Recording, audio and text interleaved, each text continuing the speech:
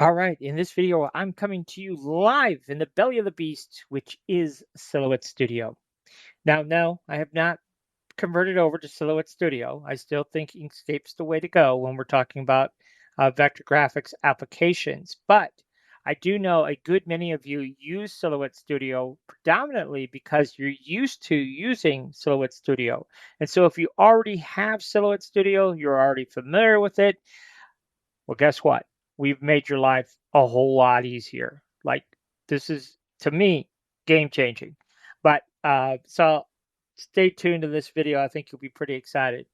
So there's various different versions of Silhouette Studio, and what I've done here is I've upgraded to the Designer Edition on my computer. So I spent the $50 to upgrade to the Designer Edition, and what that allows us to do.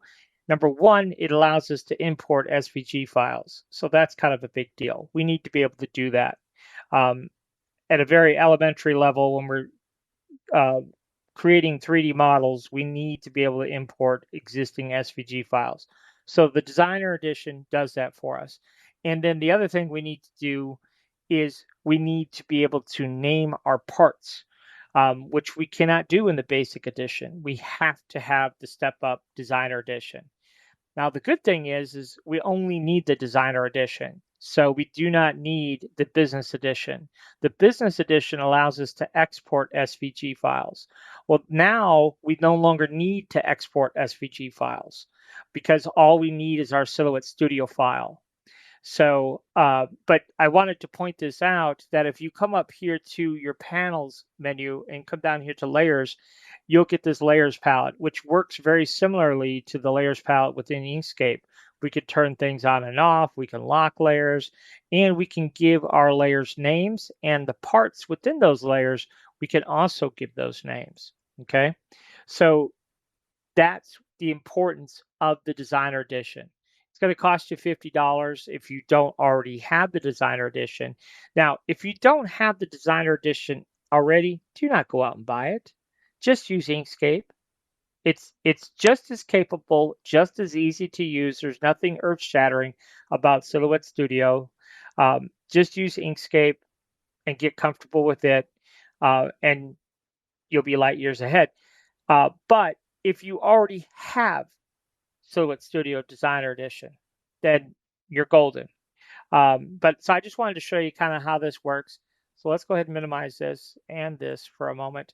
And so here's our little tool. And what we're going to do is we're going to drag our Silhouette Studio file, not an SVG file, just the native Silhouette Studio file, whoop, right over here. And just that quick, it's going to generate this 3D model. So let me delete that just so you can see this. You got to watch quick because it happens fast. We just drag a drop. You see right here, it says completed, ready to go. Just that quick, it creates that 3D model. So let's go ahead and open that up here in Bamboo so we could see this. So there it is. There's our 3D model. So you can see the geometry is the same as we had in Bamboo.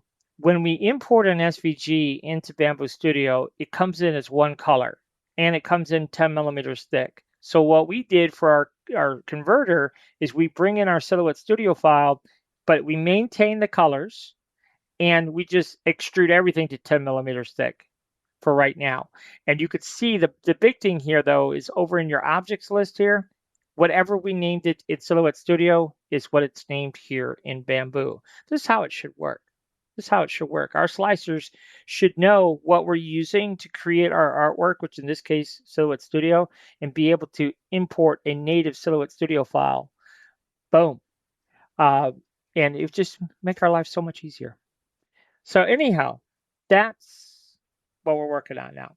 Now, this tool will work with odd PC and Mac, the same, but it will also work with just a regular SVG file too. So an SVG file that we do export from the Business Edition of Silhouette Studio, an SVG file that we export from Inkscape.